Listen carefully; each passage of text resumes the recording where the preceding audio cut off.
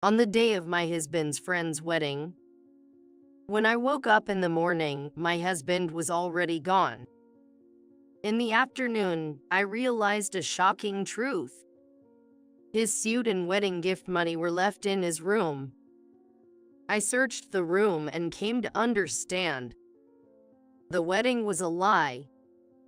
When I called him, he said, I'm in the middle of the ceremony. Don't call me. to start off with such a lie, he's got some nerve. Is that so? That must be tough. You forgot your suit and the gift money, though. There was no reply from the other end of the phone, just the sound of him catching his breath. I followed up with something to really hit home. My name is Lily Anderson. I'm a 27-year-old office worker. I met my husband, Jake, at the same company. We were both top salespeople in the sales department since we joined the company at the same time. But 3 years into our marriage, our relationship has been strained. The reason is that Jake's sales performance has started to decline. Jake became noticeably irritable, and our conversations decreased dramatically. He won't even consult me, so there's no hope for improvement. It seems his motivation has dropped too, as he's been coming home earlier than me lately. Even on days off, where we used to go out together, now he doesn't leave the house at all. Today, when I got home, he was in his usual state. Beer in his left hand, snacks in his right, and his phone propped up against the snack bag, lazily watching videos. He was even sighing repeatedly. Concerned, I tried to talk to him. Are you okay? You've been sighing a lot. Then Jake coldly snapped at me. Leave me alone. Shut up. But if you have worries, I'm here to listen. Suddenly, he raised his voice. What do you know, acting all high and mighty? It must be nice looking down on others. Are you enjoying it? That's not what I meant. Then what is it? You just want to feel superior by looking at someone who can do it, right? Why would you say that? I'm genuinely worried and want to help. You don't understand how I feel. You don't know how much I get compared to you by the boss every day. I'm sick of being compared to you. I'm planning to change jobs soon. Saying that, he headed to the bathroom. Did I say something wrong? A few seconds later, as I was starting to feel down, Jake's words finally hit me. Wait, did he just say he's changing jobs? Maybe if he changes environments, our relationship might change too? Indeed, being in the same company might be why we're having issues. With that thought, I decided to support Jake's job change from the shadows.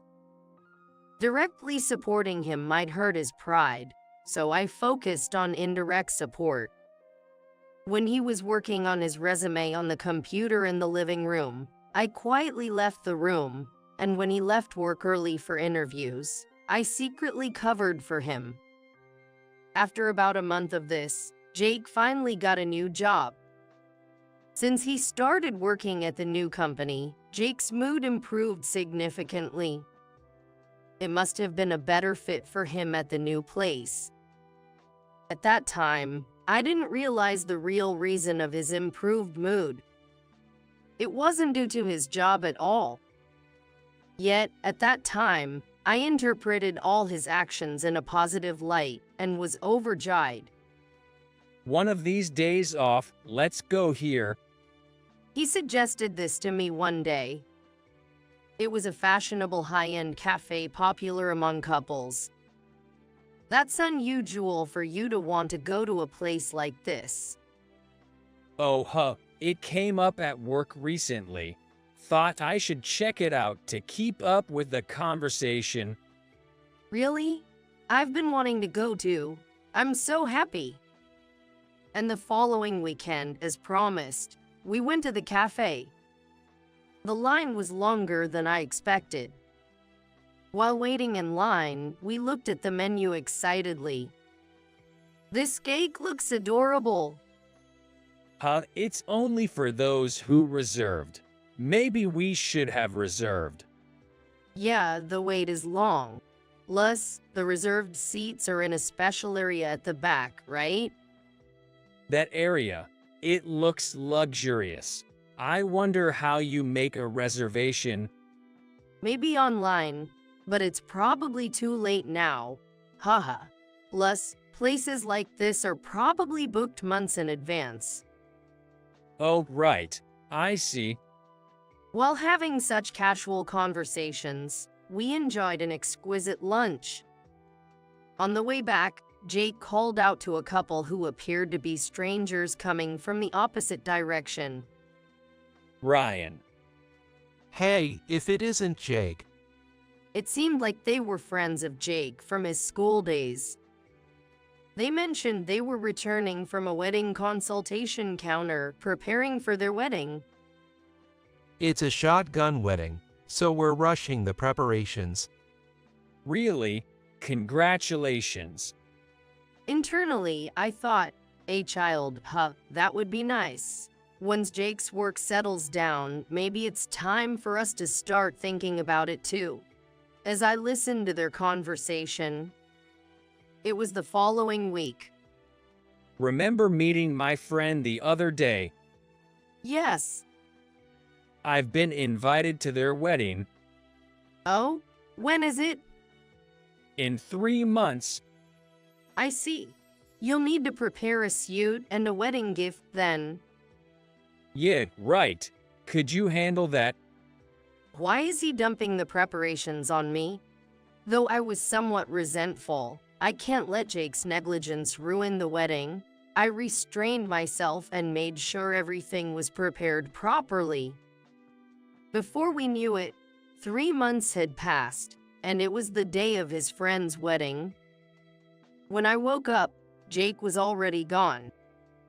Normally, I might wake up to the sounds he makes, but he must have left very quietly this time. I hadn't noticed at all. When I looked at the clock, it was just before 10 a.m. If I'm on my own today, I don't have to make breakfast for two. Maybe I should take this opportunity to go out for breakfast somewhere. With that thought, I left the house. After finishing breakfast near the station, I saw that the cafe we visited before already had a long line. It's really popular. As I walked, thinking this, I suddenly saw a familiar scene. What? It was Jake's friends, the couple, coming out of the wedding consultation counter. In a wedding dress and tuxedo. No, they were dressed in plain clothes. What? Is the ceremony in the afternoon? As I was confused, they noticed me. Aren't you Jake's? Oh, yes. It's been a while. I couldn't just ask them, isn't there supposed to be a wedding today?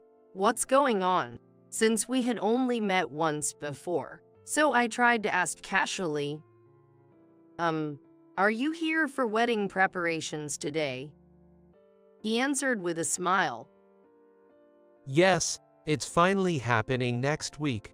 We really wanted to invite Jake as well, but with a rush of a shotgun wedding, we decided to keep it to family only. Please say hello to Jake for me. Let's go out for a meal, the four of us, sometime. Though my mind was blank, I remember him saying something like that. I managed to smile as much as I could and left. What does this mean? It's not a wedding. Then where did Jake go?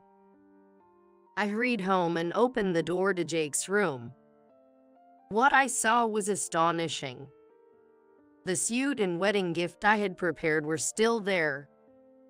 Hence, I confirmed Jake had lied to me. But why? Why would he need to lie about something like this? Once I started doubting, I couldn't stop. I opened Jake's computer without hesitation. The password is probably the same as his phone. Thanks to Jake's laziness, I was able to unlock it easily. First, I opened the internet search history.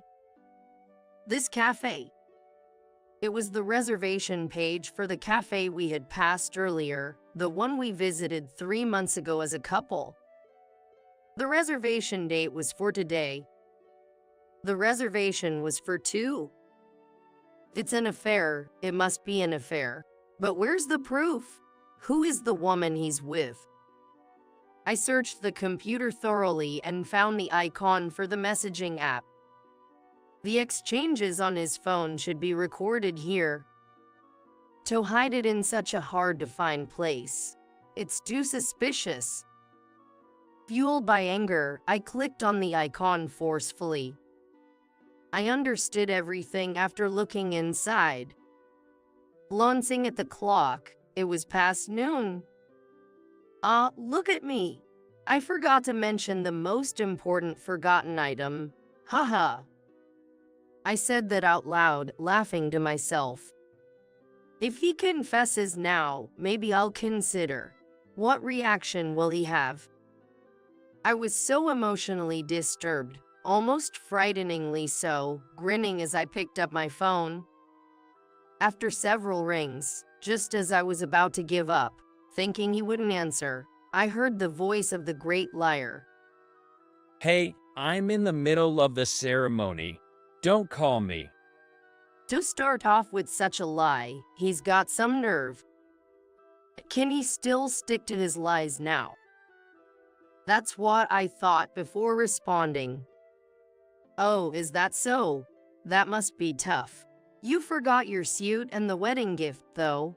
What exactly are you wearing to the ceremony, I wonder? Haha. There was no reply from the other end of the phone. The only sound was him catching his breath. But that wasn't all I heard. The familiar BGM of that cafe, creating a melancholy atmosphere, was audible. Well, in that case, I'll bring it over to you. Haha. What do you mean? Ignoring Jake's panic, I hung up and hurried to get ready. This was my second trip down this path today. That cafe, didn't I just pass by it earlier? Were they already inside at that time? I pondered this as I moved along. Ha ha ha, it's just too ridiculous. I'm starting to cry. I was supposed to be okay, I wanted to believe it was all a lie, but in moments like this, the body doesn't lie. I continued walking, wiping away my tears. Perfect timing. Just as I was about to reach the cafe, the door opened, and out came Jake and the other woman. Jake looked around suspiciously, perhaps panicked by my earlier call. Hey? I ran up to him. Why are you here? He was clearly flustered. Didn't I tell you? I came to deliver the suit and wedding gift. Haha. Well, the suit was heavy, so I left it behind.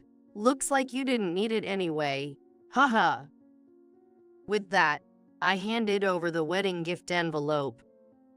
What's this? Next to a visibly uncomfortable Jake, the other woman was already tearing up, trembling. I'm the one who wants to cry here, I thought as I shot them a cold glance. What's this? Jake looked inside the wedding gift envelope, then shouted as he threw its contents at me. Oh dear, all that effort for nothing. You shouldn't treat it so carelessly. I picked up the scattered papers one by one, reading them out loud. Let's see. The cafe you wanted to go to. I went to check it out with my wife. It seems like we should make a reservation, so I'll do that. Stop it.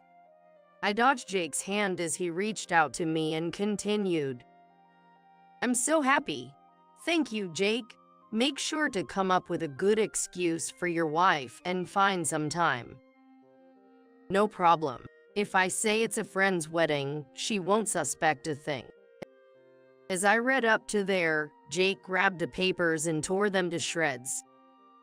Oh dear, there goes the important evidence of your affair. Well, I have the data saved anyway. Haha. What are you talking about? It's not an affair. I was just having lunch with a colleague from work. That's right. It's not anything dubious. You can say that all you want. The fact that I saw this message history means I've seen all your past exchanges too, right? All those pictures, every single one of them, are in my possession. Those were a series of inappropriate pictures. They were not something one could scatter in public, as they were clear evidences of their affair. Well, as expected of the people involved. Just from my words alone, it was probably easy for them to guess what those were. Jake turned pale, the other woman blushed deeply. Please forgive me. Just get rid of those pictures. I'll delete them, so if you have any data, please delete it now. No way. They'll come in handy when I file for divorce for alimony. That, please, I beg you. Don't talk about divorce. Jake pleaded, his head nearly touching the ground. The long line extending from the cafe was now chuckling and whispering, watching the scene. Really, if you hadn't come up with such a grand lie about a wedding, you might not have been caught. That day, you just happened to meet that couple and came up with the idea, right? Such a shallow and foolish plan. Haha. It's a disrespectful lie even to your friends who were hoping to be a happy couple. Leaving behind those words, I walked away from Jake, who was kneeling in apology, and the other woman, who was sobbing next to him. Following through with my declaration, I divorced Jake. And of course, as I had also declared, I took the evidence photos of my ex-husband and the other woman's infidelity to a law firm, effectively using them to create a demand letter. I sent the completed demand letters to both my ex-husband and the other woman, claiming alimony of $35,000 and $13,000 respectively. Noticing I had made an extra copy, I also sent it to my ex-husband's company. It led to their immediate resignation. Effectively, they were fired. Having lost his job, Jake, my ex-husband, was forced to move back in with his parents and started visiting the job center. His assets had dwindled to the point where he couldn't afford the rent for our former apartment. My former in-laws, who came to apologize to me, expressed their dismay and mentioned that they would kick him out as soon as he found a job. As for the other woman, it turned out she wasn't serious about Jake and had been seeing him with the mindset of a sugar baby. Intending to profit from their relationship, she was furious and cut off all contact when faced with a hefty alimony bill. Since the alimony wasn't being paid to me and there was no response at all, I had my lawyer send a document to her home address stating that we would initiate legal action depending on her future response. Obtaining her address was easy by tracing the message history with Jake. She quickly replied, agreeing to pay the alimony in installments. I was utterly dismayed by her irresponsible behavior, only responding to the threat of legal action. Meanwhile, I used the alimony received from Jake and the other woman to move to a condominium closer to my work. It reduced my commute time and freed myself from the worries and entanglements of my marriage, allowing me to focus more on my job. Thanks to this, my sales performance skyrocketed, and I am set for a promotion soon. Truly, this is what you call smooth sailing.